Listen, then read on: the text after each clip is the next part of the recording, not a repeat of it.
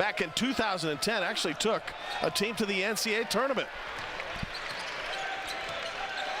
Well, we're going to see a lot of zone from University of Arkansas Pine Bluff here tonight. They start off in a 2-3 zone. Cincinnati shot well against UCLA's zone and man-to-man, 8 of 17 with a 3-ball. Inside Washington, he goes over the right shoulder.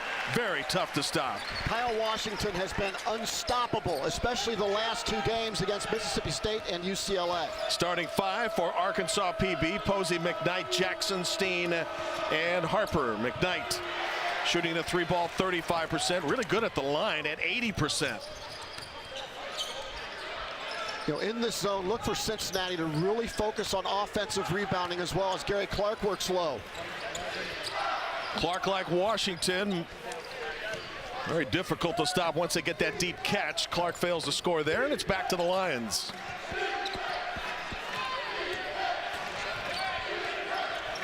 Arkansas Pine Bluff really does a good job of dribble penetration attack. They try to spread the floor and attack off the dribble just like that.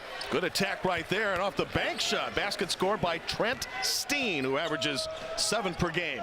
Yeah, Trent Steen, a sneaky quick first step to the basket. Athletic combo 4-5 man. And a strong game against Santa Clara. Mark scored 14 on 6 of 9 shooting. McCarron in trouble, gets doubled in the corner and walks.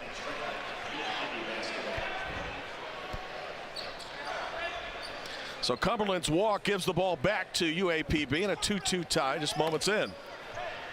Now, George Ivory, a guy that in his 10th season took, as you mentioned, Jim, the Golden Lions to the NCAA tournament in 2010. A long-time, highly respected SWAC assistant coach and head coach. And in fact, in that year, they were winless through their first 11 games before they turned it around, won 18-16, and then got to the dance by winning the conference tourney. There's Steen having to back it out, now down to 5 to shoot. Here's Marvelous. Gonna have to hurry.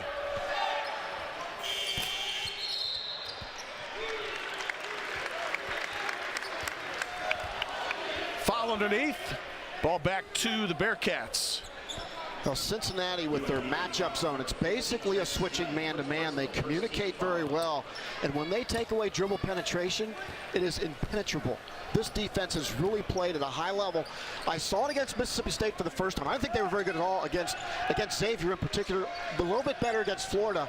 Mississippi State, they were much better defensively, and they were locked down against UCLA. Yes, I think of the 2 games the Cincinnati Bearcats lost, it was a Florida game that bothered Mick Cronin the most because it was a winnable game, tied up with about 2 minutes to go. The Xavier game, they were out of it pretty quickly. And you know, Mark, in those rivalry games, those things can get out of hand one way or the other. A lot of times it's not testimony to how good you are, it's just how can you handle the blitz. Well, listen, I'm a proud UC grad, but let's give credit where credit is due. Oh, yeah. Xavier played great that day. It sure did. Ball back to the Bearcats, a 2-2 standoff so far, 2.5 minutes in.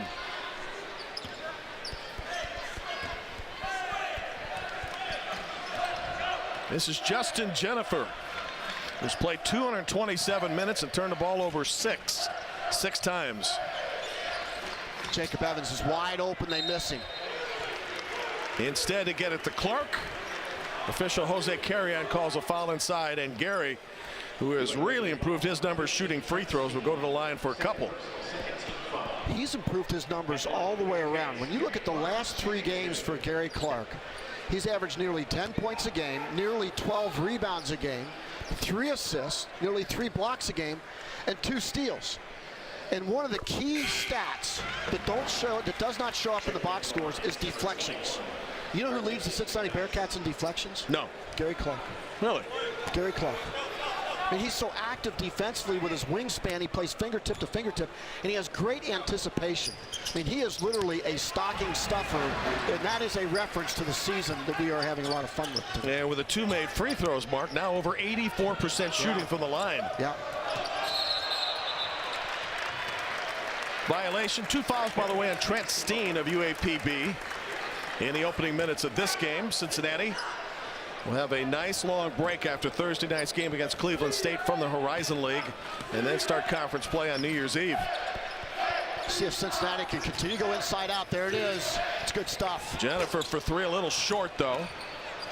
Good hustle by the Lions. Track it down, keep it in play. Nice play by Travon Harper. It was good ball movement by Cincinnati. I like what they're doing against the zone right now. They're really attacking the post. Jacob Evans. We saw this a lot today, Mark, during the shoot around that trap around half court. In fact, Mick Cronin was emphasizing getting closer to the player with the ball so that therefore Offensively and defensively, and make such good decisions. Cincinnati has forced 4 turnovers of the first 6 UAPB possessions. Watch the communication of the white jerseys. They're matching up with black jerseys, and they'll switch off just like that. They're in a true matchup zone, but they extend, and they're so long defensively, it's difficult to run your offense. Shot clock at 5. That's another turnover. Number 5 in 7 possessions, so 70% of the possessions so far tonight that the Lions have had have resulted in empty possessions. Cincinnati's zone defense, watch the white jerseys as they communicate. They switch up. There's another switch right there at the top of the key. But they talk so well defensively. That's what I'm impressed with, and that's why Cincinnati is getting better. And getting a great look inside by Nasir Brooks, the sophomore forward, tallest player on the team out of Philadelphia. And who made the pass? Gary Clark. Yeah. He's a really good assist guy. Just a great basketball player.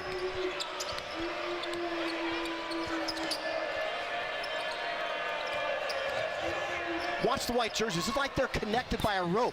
They work in tandem all the way through their matchups. And Jennifer leaks out, and a good defensive play as the Lions get back to force a turnover the other way. Still looking for points beyond 2.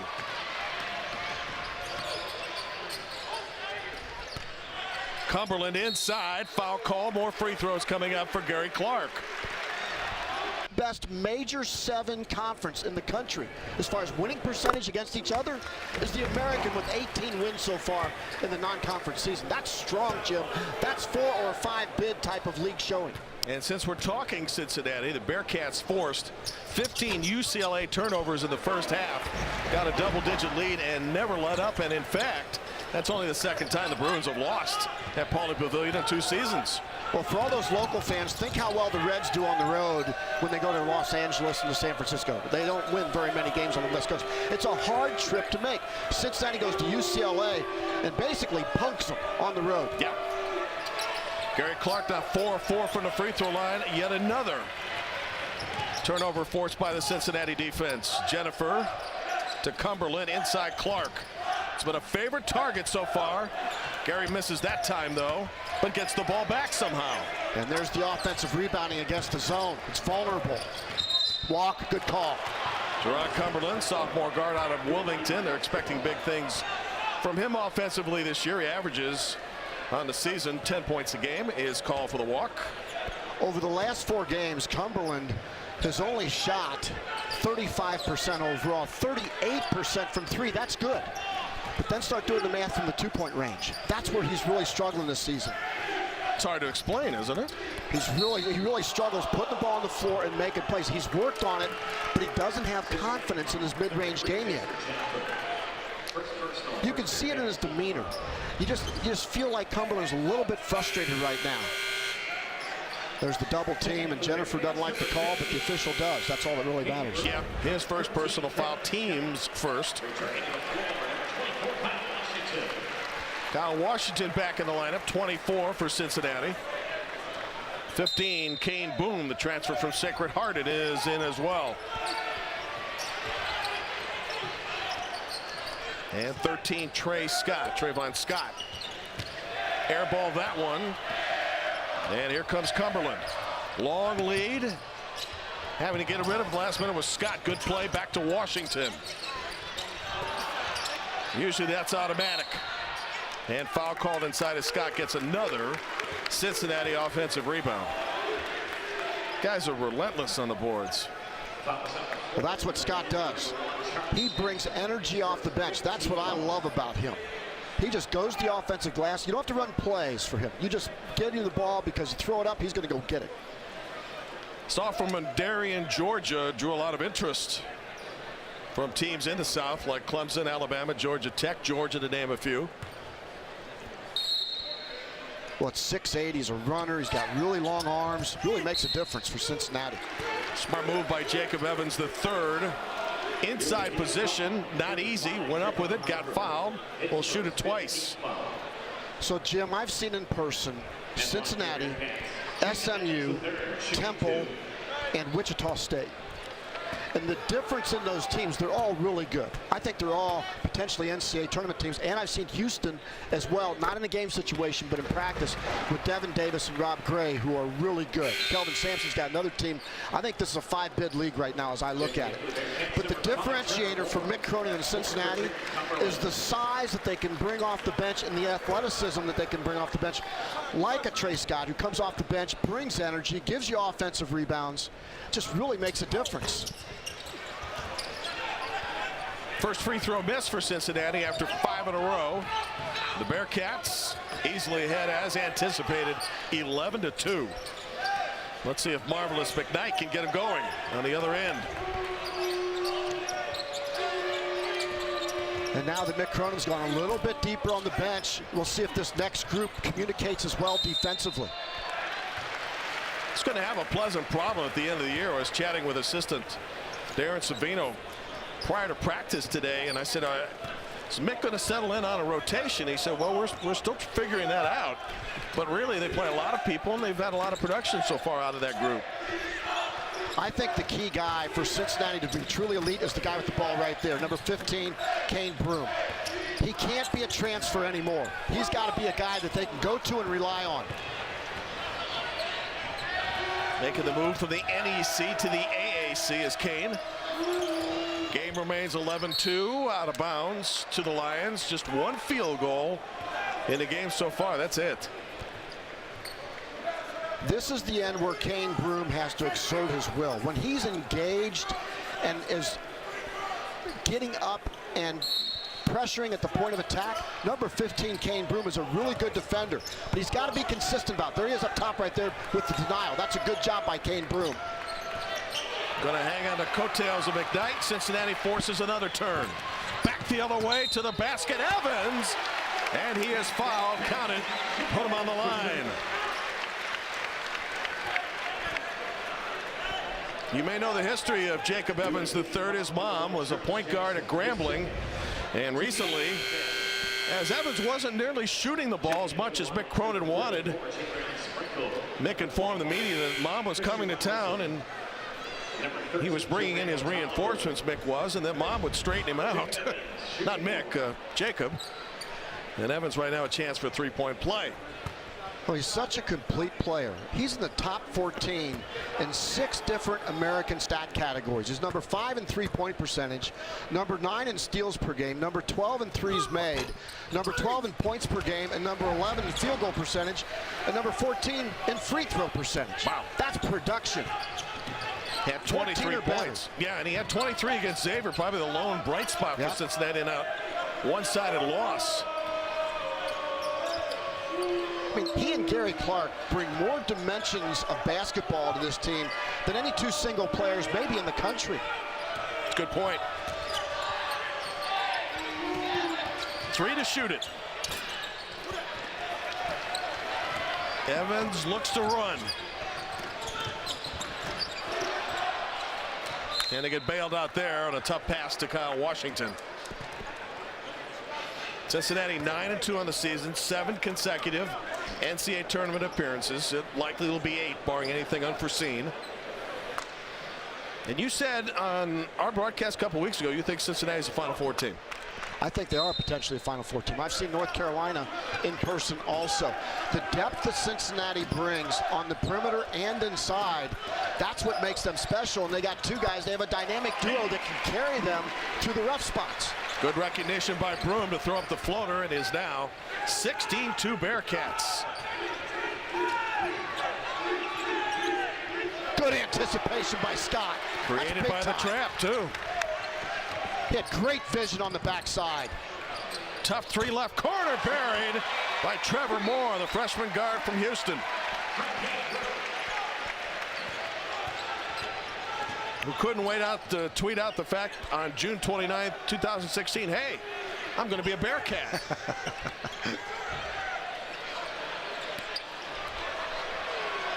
Under 12 minutes first half. Here they come again.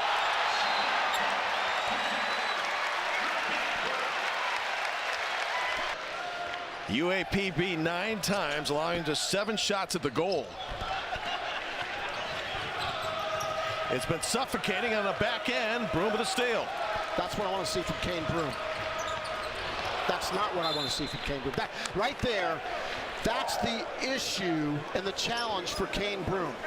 Make a great play. You don't have to hit grand slam home runs. You make a solid defensive play, then you got singles. Hit singles. Get the ball to the open guy.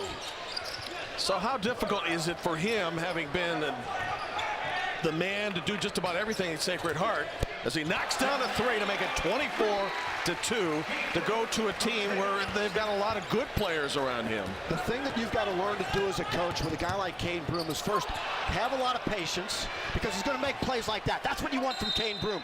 Get in there and mix it up. And you might live with a mistake here and there and let him play through it to gain his confidence. That's what Mick Cronin's doing with him right now.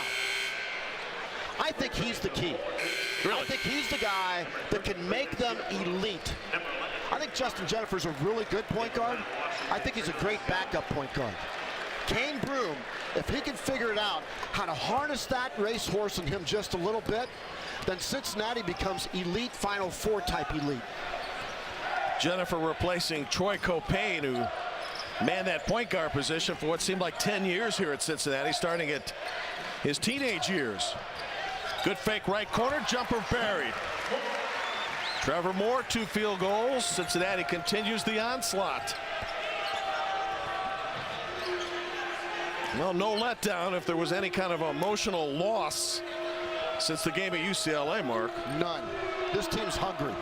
Listen, they got whacked by Xavier and then lost another game to Florida that they really collectively feel they should have won.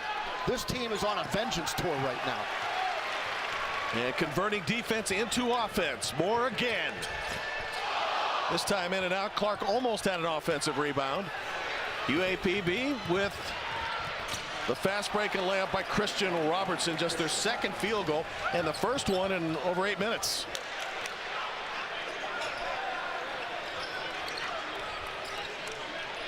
See, those are the single passes that I like from Kane Broom. Simple passes inside, making his teammates better. That's the second time he's made that pass successfully.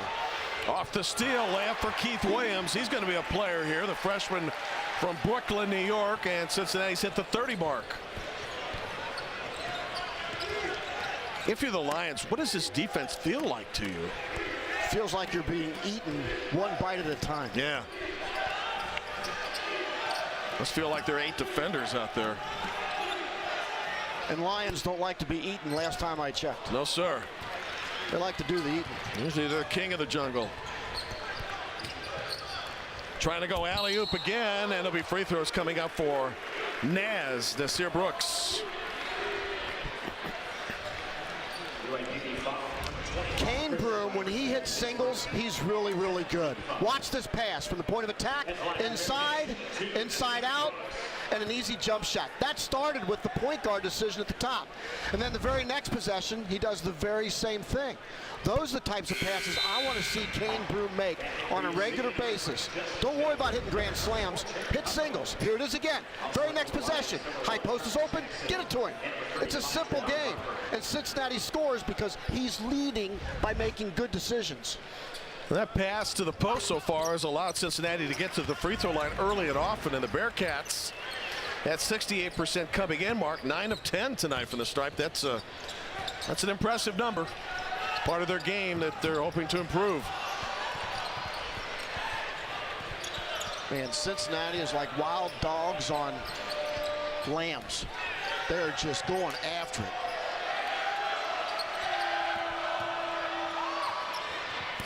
There you go. Right corner 3, Joe Randall Tolliver, senior guard from Jonesboro. Shoots the 3 ball at 34%. First 3 of the night. He's the guy that you've got to locate, number 13, Joe Randall Tolliver, really good shooter. This is Clark. Good rebound. And Charles Jackson saves that one deep in the corner.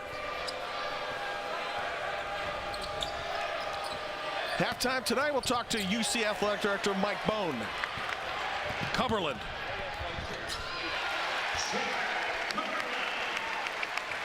Cincinnati's just hitting on all cylinders. Offensively, they're really good. Defensively, they're stellar. Cincinnati has 21 points off 13 turnovers.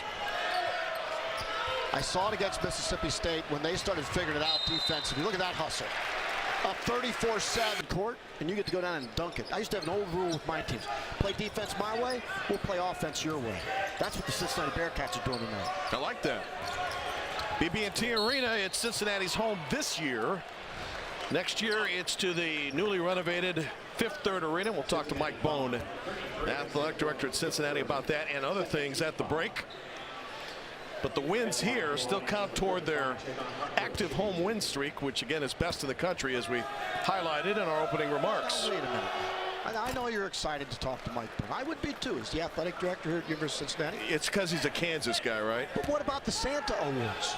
Oh, that's You've right. completely ignored the Santa Award. I worked hard on the Santa Awards. Yeah, we'll get to that too. Jeez. God. You're such a prima donna sometimes. You know what? I like your nomination for top coach, though. I won't spoil it, though. All right. We wore the ties and everything. We're going to do the Santa Awards at halftime. Jennifer, I had no idea you would take that so personally. We've been together too long, Parks. Yeah. It's a must-see, though, folks. Join us at halftime in 7.5 minutes. Probably can't get here quick enough for the Lions, who are down 25. Well, it's been quite the clinic here for Cincinnati in the first half. Clark isolating and spinning and fouled again. Gary Clark has drawn shooting fouls on no less than 3 occasions tonight. And at some point, you're going to have to double down. Yep. You're going to have to double down because Gary Clark has shown he's either going to get fouled or score. And Kyle Washington showed the same thing. And when you play both of them, which Mick Cronin will do from time to time, pick your poison. Clark now 5 of 5 from the free throw line, bumping up that average to the mid-80s. This in itself, Mark's going to be a weapon in tight games this year. Yeah. Yeah, Gary Clark has that you can't stop me mentality. That's what I love about him offensively. And defensively, he constantly is watching, probing the offense, looking for gaps where he can make a play and get a deflection. Watch number 11 in white.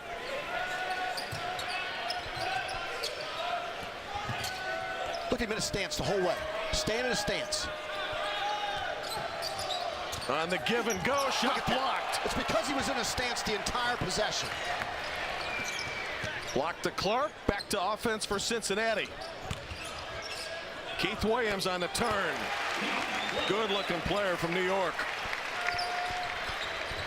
If you want to know how to play team defense, watch number 11. Watch Gary Clark. He has vision, he's in a stance, he anticipates, he has wingspan, he has good on-ball footwork. He does everything defensively that a coach wants. 3 more Bearcats at the scores table. Looks like a hockey line change here. That's the depth. There's your rebound. Again, anticipation.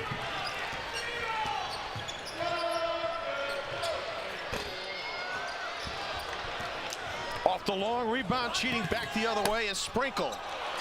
And the Lions are into double digits with 6 minutes to go first half. That's really the only way that Arkansas Pine Bluff can score, is to beat the defense down the floor. Cincinnati missing an opportunity there for Brooks. And it's out of bounds. We'll go the other way with 5:46 remaining first half. Gary Clark stayed in a defensive stance. He's going to come all the way from the left side of your screen. Look how far he comes and goes straight up to deny that basket. And then Cincinnati comes right down and scores inside. Good secondary transition from Cincinnati, reacting off the block. Well, you mentioned on more than one occasion tonight the way Cincinnati played against Mississippi State, and Clark had 5 blocks in that game. Good opportunity to score by Tolliver there, missed it. That's a rare second opportunity for the Lions, and Travon Harper was fouled. He will go to the free throw line, shoot him twice. So Mamadou Diarra is in the game now, number 20. See, he doesn't lay a body on anybody. If that's Gary Clark, he lays a body on a guy. Mamadou Diarra has a huge upside athletically, but he's got to learn to do those little things. He has to lay a body on a guy. And fans wonder why certain guys play and certain guys don't. It's right there on the video. He is a freshman who has played in now 6 games for a total of 32 minutes. Sets a high screen for Broom. And I like him, by the way. He's got a good motor. He's going to be a really good player. But he has to learn. Diarra double team for the moment. They'll swing it right side with 10 to shoot it. Tough catch for Diarra, and it's off of him. Out of bounds to Arkansas Pine Bluff.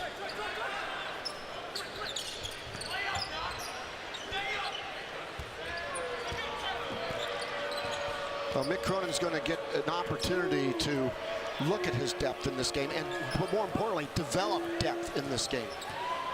Will likely get another opportunity against Cleveland State with Dennis Felton, the new coach, brings in the Vikings on Thursday night. They've had a rough non-conference so far as well.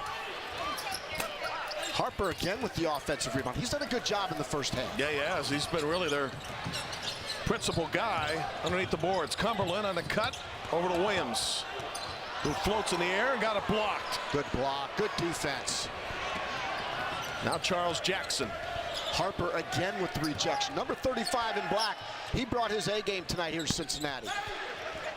He's gassed too. He's working hard. And the Lions shooting just 4 of 18, multiplied by the fact they have so many turnovers in this game. Approaching the 4-minute timeout.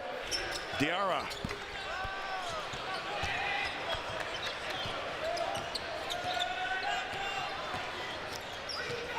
Game number 13 of 17 straight road games for the Golden Lions.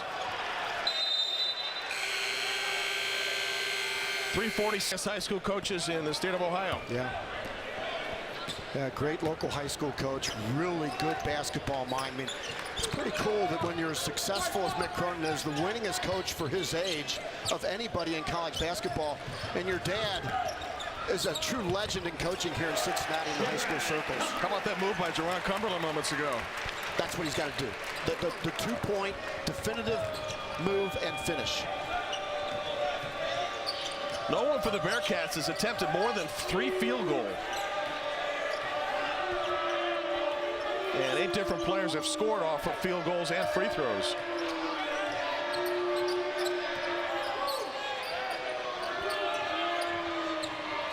Down to 3 minutes first half. And the shot clock in danger again for the Lions. They'll beat it, but won't score it.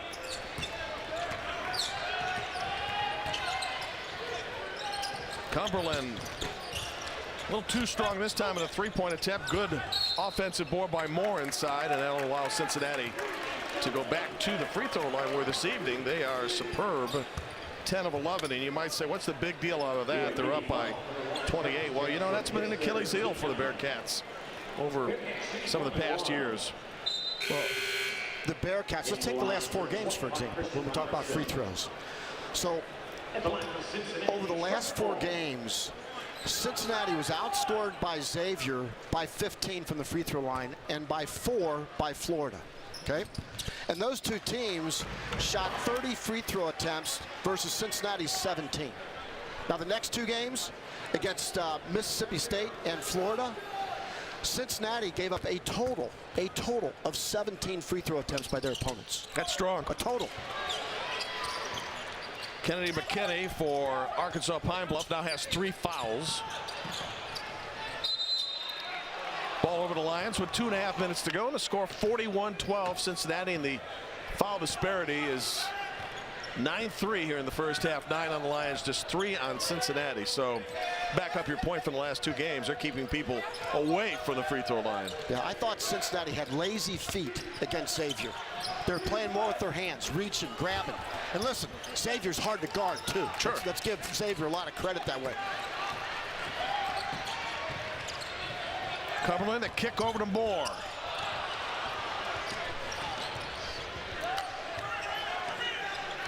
A lot of times officials will give you a break if you're guarding with your feet, but not with your hands. Well, the whole thing is you can use your upper body to establish defensive guarding position if you've got your feet in the right position. But once you start grabbing and holding, every official's going to call that. You know who's been so good at defense like that over the years has been Wisconsin when Bo Ryan was coaching there. Typically in the top 5, sometimes in the top 2 in the country, and least amount of fouls committed. You know who else taught defensive footwork, a true legend in coaching, is Jerry Tarkanian at UNLV. Yes. Everybody talks about their offense, the running Rebs. Man, they could lock you up defensively. The championship team that beat Duke by 30 to win the title game was certainly exemplary of that.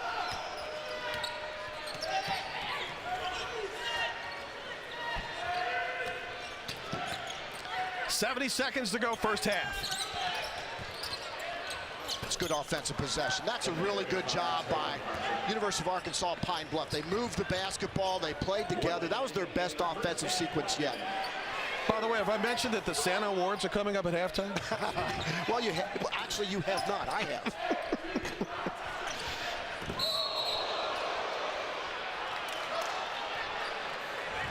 See, we even have graphics. Wow. You're going to interview Mike Bone. That's your part of it. And then you sit there and be quiet while I go through the Santa Awards. How long is that going to take? As long as it takes, maybe the entire second half, based on what we see right now. More changes. Justin Jennifer, Jacob Evans back in the game for UC with 49.2 left.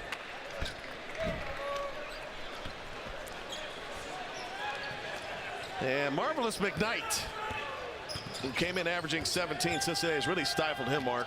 Yeah. Hasn't scored. He's committed 4 turnovers. Well, when Cincinnati has their defensive eyes on you, that's not good coming into this place. Of course, Cincinnati with the longest home court winning streak in America. SMU's only one behind. They won last night. Beat the good Boise State team. Yeah. Hammered them. Remember this name. Ethan Shagwell of SMU. Okay. A 6'8" center. He's not a center, he's a guard, basically. He can play guard as a 6'8" guy. Big body. He's like Charles Barkley in a 6'8" body. That's the way that he plays. He's a really good player. I think he's one of the top 5 freshmen in the country. That's how good I think he is. Conference play coming up for the American in about a week and a half. Under 10 first half. Who's going to shoot it? 3 seconds.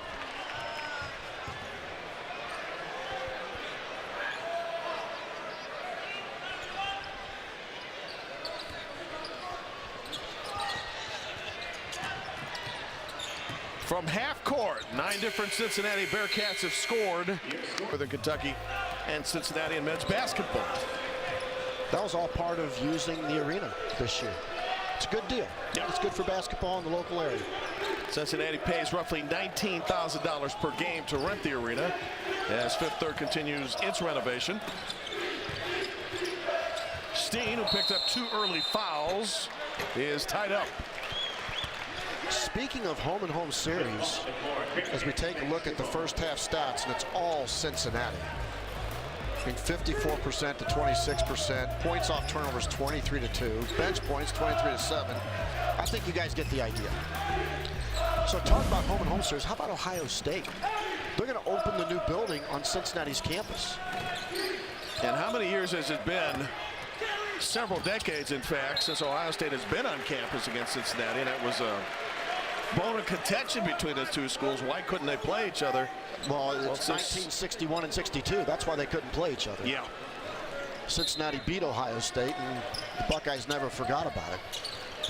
Well, with the arrival of Chris Holtman, things seem to have loosened up a bit. Well, remember Thad Motta used to be at Xavier. You think he had a close affection for Cincinnati? No. I would doubt that.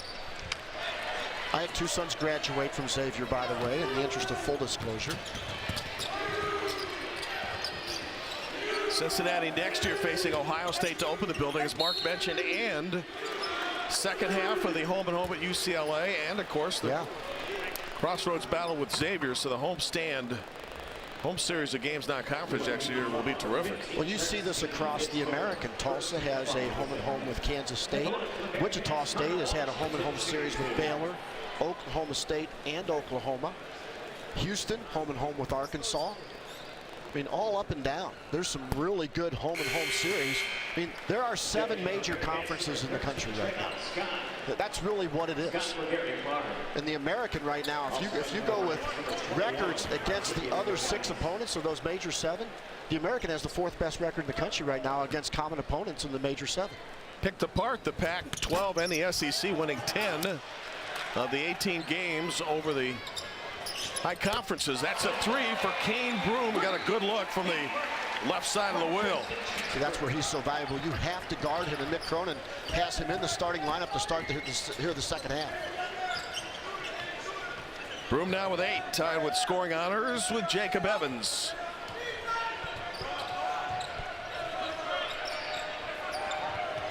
Cincinnati began this game ball of fire. After a 2-2 tie, ran off 19 straight points. And the shot clock winding down, and great feed. Before that violation is recorded, a turnover is made. Jennifer for 3. Interesting how Jennifer and Broome in the starting lineup together here in the second half. Gives them some athleticism, gives them a steadiness at the point guard position, allows Broome to play off the ball a little bit and play the off guard position.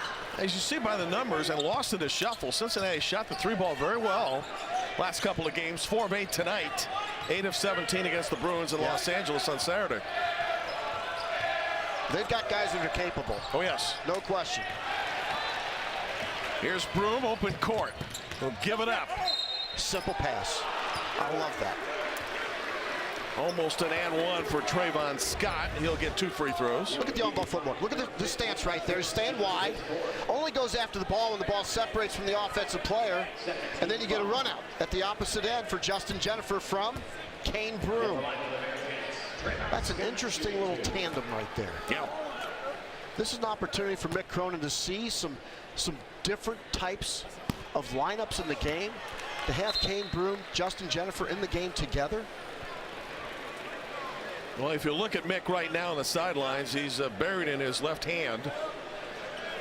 You would know he's up by 33. It has something to do with the missed free throw moments ago, which was bricked by Scott. Cincinnati's free throw shooting first half was superb, 11 of 13.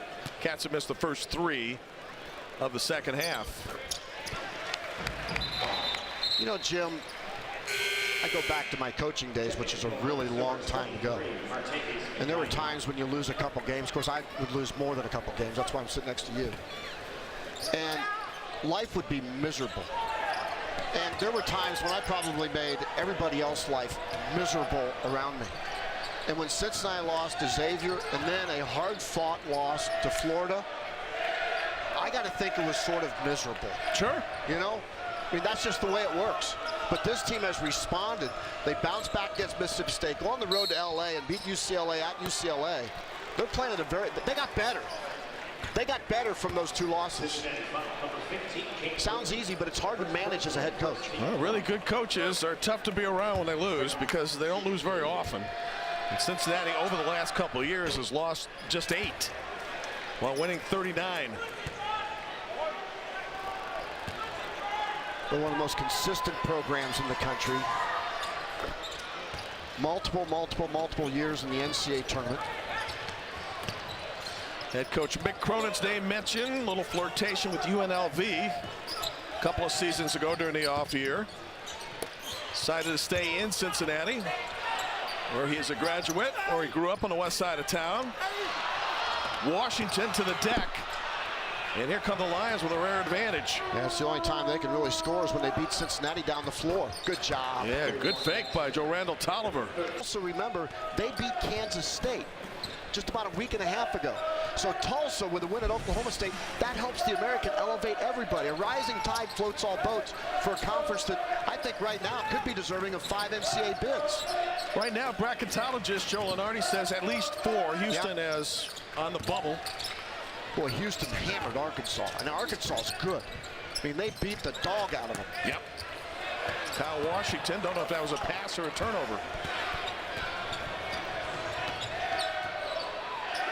In Houston, I think they play Providence this weekend, if I'm not mistaken.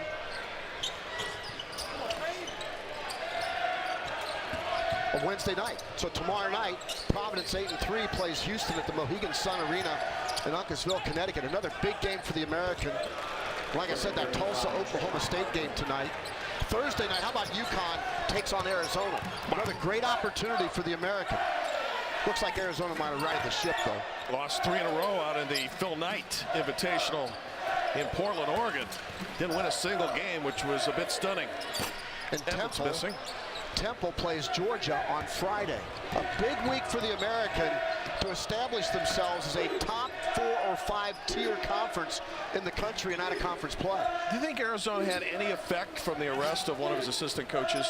I don't think there's any question. In fact, I was at Oklahoma State, same situation. Jim, it's like a cloud that hangs over the program. Now, I think Arizona's working through it, because Ayton's really good, by the way. He's special. But I think that all that distraction off the floor, you use an assistant coach who recruited a lot of the guys who are on the team and that type of thing, that's a hard thing to deal with. USC, same way. Yep. I did a USC game, and they're working through that process. 5 minutes into the second half. Tolliver on a turnaround 3. Buried it. Joe Randall Tolliver at times has been pretty impressive tonight. Yeah, University of Arkansas Pine Bluff playing a lot better here in the second half. A lot more together. You know, they didn't get here till really late before game time. Only about 45 minutes before game time. I think they got a little shell shock coming out of this game. Cincinnati just came out and overpowered them. Nice save by Travon. Scott layup to Evans. By the way, for the Pine Bluff Lions, Harper tops with 10 and Tolliver with 9. That's been their 2 principal scores. Step aside with 14.5 remaining. 23 points a game, but the American's different than the Northeast Conference. Oh, yes. And so is University of Arkansas Pine Bluff versus SMU, UConn, Wichita State, Temple, Tulsa, Houston, on down the line. But as he raises his game and gains confidence, Jim, he's the X Factor guy. He can make them special. He's had a perfect night so far with his 10, 2, and 3 stat line. He's 4-4 from the floor and knocked down a couple of free throws as well. Well, there's little doubt Cincinnati will win this game. Question now for the remaining 14 minutes as you see the block by Diarra is how hard will the Bearcats play and will they be able to keep up the emotional level that they displayed here in the first half. This is a young player learning how to play in that time in perfect defensive position. He's so quick off his feet. A huge upside for Mamadou Diarra. And he hasn't played much last 4 games. Hardly at all. Stat hail from Mali, his mom from Senegal. He could be a Justin Jackson kind of guy. Yeah, I agree. He revs his motor. He's that athletic. I love Justin Jackson. Heck, he'd come diving into us. Saw him play a lot of games here. And it sure was enjoyable. Played as hard as anybody in college basketball, didn't he? I mean, if you put together a great warrior list of UC Bearcats, he'd be one of them. Kenyon Martin be another one. Justin out of Cocoa Beach, Florida. Troy Copain is a pretty good warrior. There's a lot of them. Yeah, that's a tough act to follow at that point guard spot after Copain had manned it for 4 years. But Cincinnati well on its way to win 10 of the year against 2 losses. Cleveland State comes here Thursday night. Then some time off before a showdown with Tubby Smith in Memphis on New Year's Eve. And Jackson missing badly on the crossover. So, Jim, you mentioned Cleveland State and Memphis. And then look at the next 2. At Temple, I like Temple a lot. Quentin Rose is the real deal. Fran Dunphy, 2-time American Coach of the Year in 2015 and 16. And then SMU comes to town. That's going to be a heck of a ball game. Shake Milton, really good player. Jamal McMurray just got on the floor last night. We saw what he could do against Boise State. They played with even a different level of confidence. And I like Witt, too, for SMU. He makes them go. Cincinnati once again sharing the basketball, going to and fro. SMU with the 30-game Consecutive home win streak, 31 for Cincinnati. Williams, convenient three-point play. Jimmy Witt was a transfer from Arkansas. He's like the old Oklahoma option quarterbacks. When he gets his seams, he'll look you off and make a good pass, or he can get through a gap and make a play. He's really an interesting player. And I didn't mention Ethan Shagwell, who I mentioned earlier, is a freshman, one of the top, I think he's one of the top 5 freshmen in the country. And that's saying something. One other question about the American. You surprised Wichita State's home loss? You know, Wichita State, they did the same thing last year. They beat Oklahoma at Oklahoma and came home and laid an egg against Oklahoma State. This year, they went to Oklahoma State and won in Stillwater and came home and they played in Intrust Bank Arena, which is not like playing in the Roundhouse, by the way. True. 16,000, and those people are absolutely rabid idiots when it comes to college basketball. I love them. It's one of my favorite places to go in all of college basketball. That and the UD Arena are my 2 favorite places to go and call a college basketball game. But then they lost to Oklahoma after beating Oklahoma State. They just flip-flopped it from a year ago. Yeah. But Marcus McDuffie, from what I understand, he's healthy. He's ready to practice as of like right now. McKnight looking for points and finally getting his first of the night on a three-pointer with the shot clock winding down. Way to go, Marvelous. You've been waiting to do that all night, haven't you? I have. Yep. It's painful when we highlight a guy and he hasn't scored. He's got a great name, though, Martavius McKnight. I just like that. Well, the Lions, as Mark mentioned, have played better in the second. Then Corvallis, Oregon, then Fresno, and then Ogden, Utah. I don't know when they ever came home. I looked at their schedule. I mean, there weren't many breaks where they could actually come home and go to school. There are 6 more road games there. Majority of them obviously are pretty solid money games, which allows them to make their budget. Good pass by McKnight inside and a foul call. But my question is, and you coached at smaller schools, why so many road games for money when you can in fact maybe boost the confidence of your team? As we look at the SWAC, has several teams that are winless at this point. It's a financial decision. And I'm going to give you a couple numbers. But you can't get around that or get maybe a little happy medium? Let me share with you what the SWAC is up against budgetarily. Okay? The average men's basketball budget in the SWAC is just over $700,000 for men's basketball. That sounds like a lot of money, doesn't it? Cincinnati's average men's basketball budget is over $7 million. The ACC's average men's basketball budget is over $9.6 million.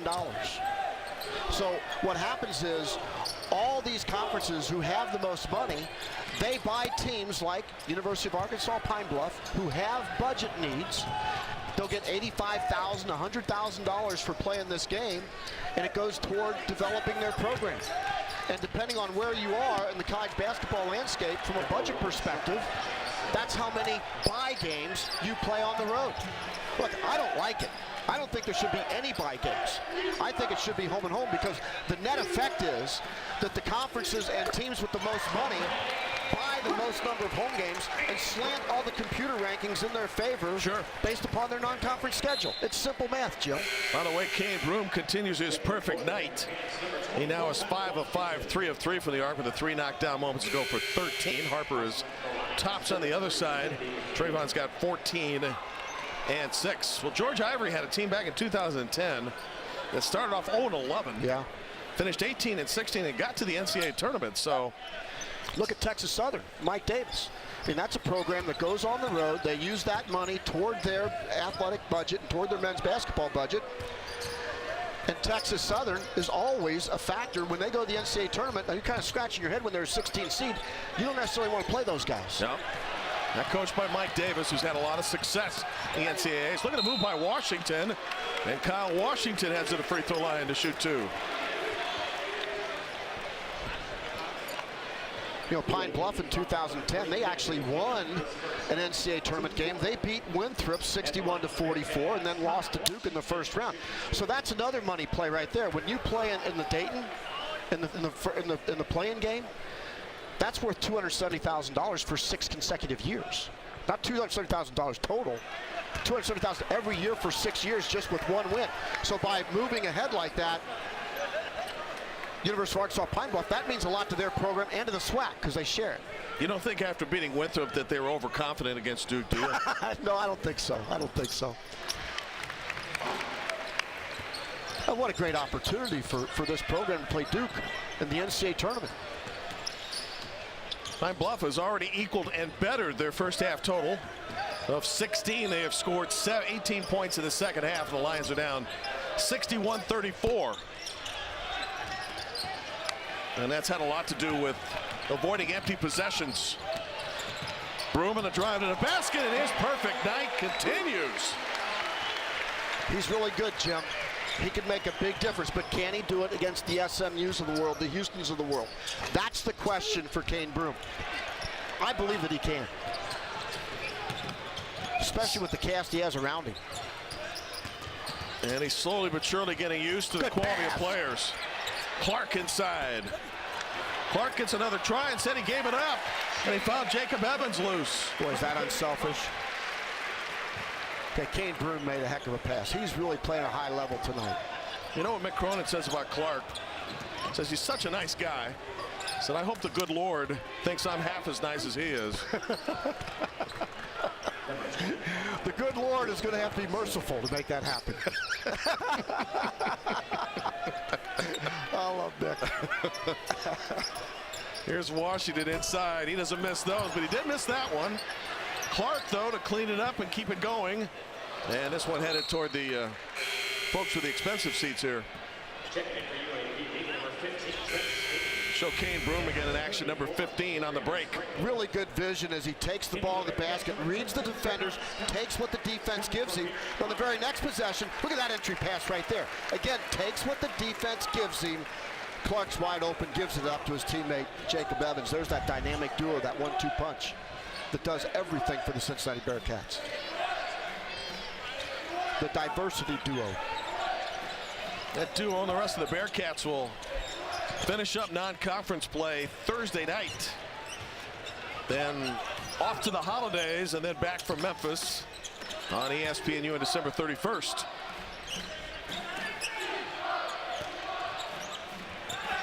Good ball movement, particularly with the bigs, as Washington is able to finish.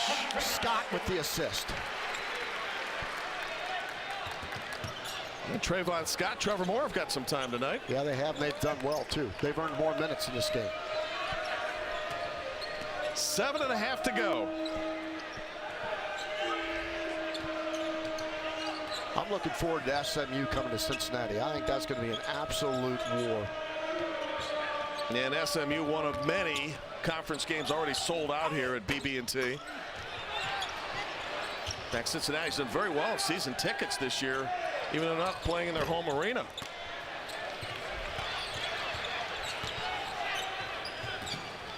Smart play.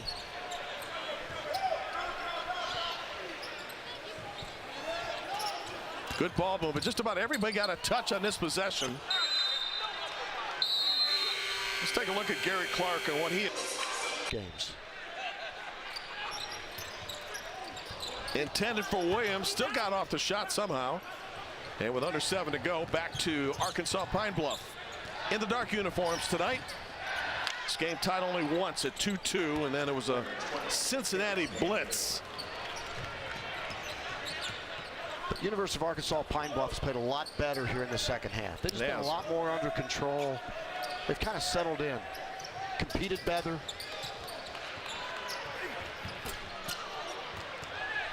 Turnovers have been kept to a minimum after 13 in the first half really destroyed their chances of even being competitive tonight. Jacob Evans is back in the game for UC. 34 to 14 points in the paint. I mean, every stat you look at, Cincinnati has just been in total domination here this evening.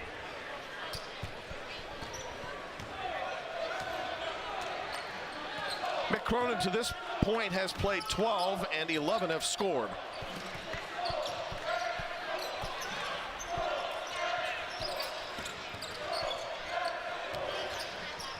Good pass. 10 to shoot it. Yep. He's been solid. Only second chance opportunities tonight for Cincinnati. But we talked about that zone. You know, for one thing, Arkansas Pine Bluff is undersized, and Cincinnati is is not a good rebounding team, but they've been a great rebounding team for decades here, and this one's a gifted one as well. And when you play 2-3 zone against Cincinnati Bearcats, unless you got some big old plow horses inside, it's going to be hard to keep them off. This is a statistic that has not mattered in the games to this point, but Cincinnati, through what will be 12 games, has yet to have a player disqualified on fouls. And it goes back to something you said over the last couple of games, keeping the opponents away from the free throw line. Keeping away from the free throw line and the depth. And Mick Cronin has a lot of options to go to, and he's shown all those options tonight. In fact, just 8 personal fouls tonight at Cincinnati. Nobody with more than 2 individually. That's the biggest difference between the 2 games they lost, the number of fouls that they committed in those games versus now the last 3 games. They're not putting anybody on the free throw line. Live ball turnover there, almost converted into points. It will allow Cincinnati to move to the free throw line. Where Kane Broom will be situated.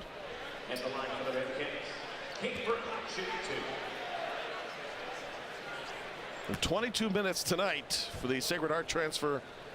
15, now 16 points, 6 of 7 from the floor, and his first made free throw.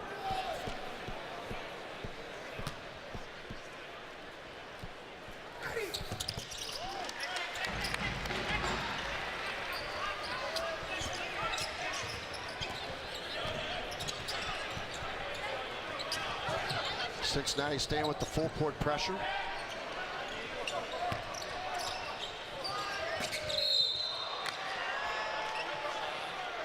And if you didn't know the score, you'd assumed it's a 1 or 2 possession game the way they defend. And that coaching staff of Cronin, Davis, Savino, Jackson won't let up. Bigger games to follow. And Cincinnati, as we mentioned at the top of the broadcast, jumping 5 positions from 25 to 20. One of the latest bracketology mentions by Lenardi had him as a 7th seed. And I know it's just for conversation, but seems rather low. I saw Joe the other day. I saw him in Bristol at the meeting we both went to. And, I told him, I said, Joe, I really enjoy my job because typically I'm not a target.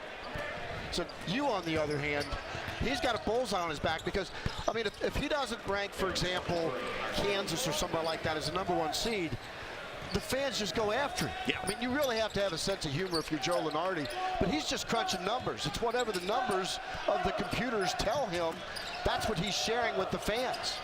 And now with the new selection process and the team sheets and the selection criteria, I'm hoping that that process becomes even more transparent and that the criteria becomes more obvious. What will be interesting is the Big Ten moves to 20 league games this year, and you seem to feel that other conferences will be bumping up their numbers as to whether the strength of schedule improves overall. Well, the ACC will go to 20 in the 2019-2020 season. Jim, here's why they're doing it. The NCAA Selection Tournament Committee decided they were going to put more weight on road games. So if you're part of a consortium, and that is a consortium, I could even use the word cartel. I won't use that, but it's legal. It's legal, all right? And so the ACC, the Big 12, the Big 10, the Big East, the SEC, and the Pac-12, get this number. They played 88.6% of their out-of-conference games either at home or on a neutral site. So that number is going to go down significantly. Well, it won't go down in out-of-conference because here's what they did. They added the 19th and 20th game where they will play 1 at home and 1 away. So they're appeasing the committee by adding the 1 road game in their conference, which will deny them 1 home game, basically, in their out-of-conference play, or they'll decide not to play in the challenge games and load up their home schedule anyway with bye games like this. Sure. That's what they're doing, Jim. There's method to the madness as to how they schedule. Those teams collectively play almost 65% of their out-of-conference games at home, to give you an idea. Well, maybe it's head coaches like Mick Cronin here at Cincinnati and Chris Holtman, Ohio State, who want to play high majors on a home-and-home. Will start to loosen up some of those lopsided matchups, much like we have tonight and could have Thursday night with Cleveland State visits. Now, and listen, I'm not against money. I'm all for it. I'm a capitalist. I want to make as much money as I can. And in coaching, all I ever want is an unfair advantage. That's all I ever want. When you're buying home games like that, it's an unfair advantage. And when we come back, I'll talk about how we fix it. How's Oregon State? Out of the Sun Belt, one of the most undervalued conferences in the country, by the way. UT Arlington's pretty doggone good. Eric Neal at the point guard position, Kevin Hervey, a pro. And against Oklahoma, Wichita State gave up 51 first half points in its own neck of the woods. And here tonight have allowed 42 against Arkansas State. Still 4 minutes to go, Mark, in the first half. So, Jim, just to finish my point, I think Division I, there's too many teams in Division I. There's 351 teams in Division I of varying budgets from $700,000 per team in a conference to $9.6 million. You know, I think that my son's 11U baseball team, when we play well, we play Division I. When we're not as good, we play Division II. I think the European model is of a similar model like that. But I think we need to divide these teams into more competitive components and have multiple NCAA tournaments and multiple NCAA tournament champions versus what we have today with the 351 team model. That is a radical thought, wouldn't you say? I think it's a common sense thought.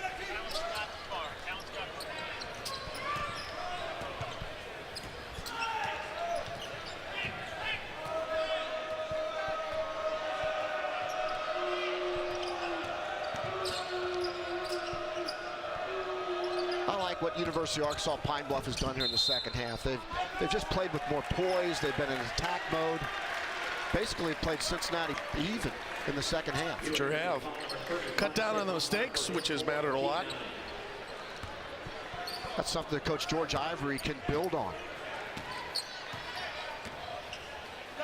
And again, got this Arkansas Pine Bluff team to the NCAA tournament after an 0-11 start back in 2010. That pass whipped into Scott. Scott did the rest. Nice interior look. Have you ever been to Jackson State for a home game? No. I've been there. The Sonic Boom of the South. It's not a good band. Great band. I mean, they get after it. It's fun.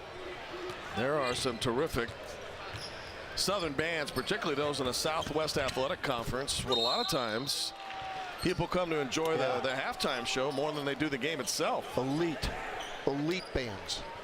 Cincinnati 5, recruiting 3 to Sear Brooks. Third personal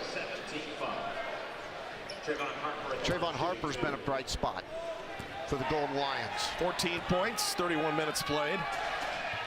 Is he fishing? He shoots almost 56% from the floor. Friday, another star-studded NBA doubleheader at 8 Eastern. DeAndre Jordan and the Clippers in Houston to take on James Harden, Chris Paul, and the Rockets, who have won 13 in a row. They're now 25-4. Then on to the Oracle. Lonzo Ball, the Lakers against Kevin Durant and the Warriors, who have won 8 straight themselves. Just a game and a half back of Houston. Double bill starts at 8. Begins with NBA Countdown at 7:30 on ESPN. Any team that's coached by Mike D'Antoni, I'm going to watch. Entertaining. I love the way he coaches, and his brother Dan doing similar things at Marshall. Man, it is hello and goodbye. There's 2 kinds of coaches, whoa and go. The D'Antonis are a go on steroids. And was there any doubt that Brad Stevens, who was superb at Butler, will take the Boston Celtics? What a job he's done. So right now, the second best record in the NBA. They had a game last night in Indianapolis, trailing by 4. 13 seconds to go and won it in regulation. Brad Stevens is the best I've ever seen. Of all the college coaches I've watched, and I've done the NBA Summer League for a couple years now, he's the best at timeouts, draw up a play, and score on anywhere on the floor. Doesn't matter where it is. He's the best at it of anybody in basketball today. Got a 3-pointer late, then a turnover, then a dunk to win the game. It's a long 3 for Williams, way off the mark. But the long rebound in the hands of Broom. Under 2 to go. When Brad was a 29-year-old snot-nosed kid, head coach at Butler, And I asked him, you know, you ask a young guy like that, so what's your plan? What do you think maybe your next job would be? Now, this one, Butler was in the horizon. He looked at me square in the eye and said, you know what, I learned from an executive at Eli Lilly that you don't do your job and look past your job to get your next job. You do the best job you can with the job you've got, and everything else takes care of itself. I want to be here at Butler. And that led to the Boston Celtics eventually. Quite a pick by Danny Ainge to bring Stevens over. And a couple of rough years to start. And then after that, the Celtics are, in some circles, a favorite to win the World Championship. You know, I heard Gordon Hayward's ahead of schedule. Yeah. Down to the Cincinnati bench we go with Martin, a 13th Bearcat to play tonight. And a fan favorite.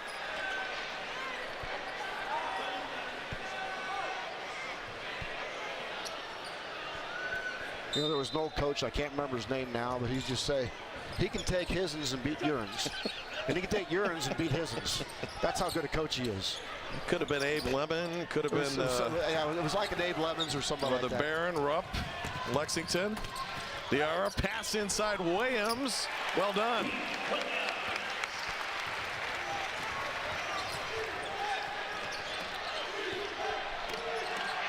Well, Cincinnati is certainly taking care of business here this evening.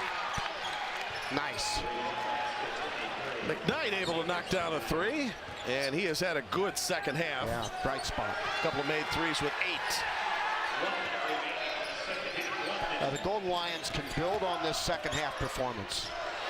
And they've been on the road the entire non-conference season for all intents and purposes. Now, if Moore just can get the ball in the hands of some of the guys that don't play, this place will explode, especially if they score. Well, those that are still here. Yes. There's a three.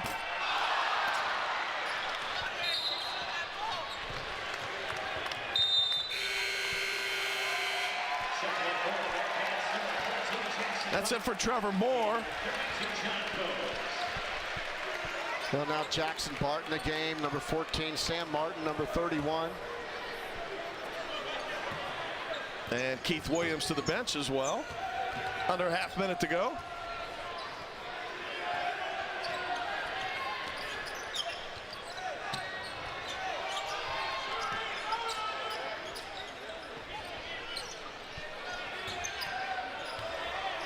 Here's Marvelous with 10 to go. Little crossover. Buried Martavius, marvelous Martavius McKnight. Nice. 5 seconds. Much better second half for the Golden Lions.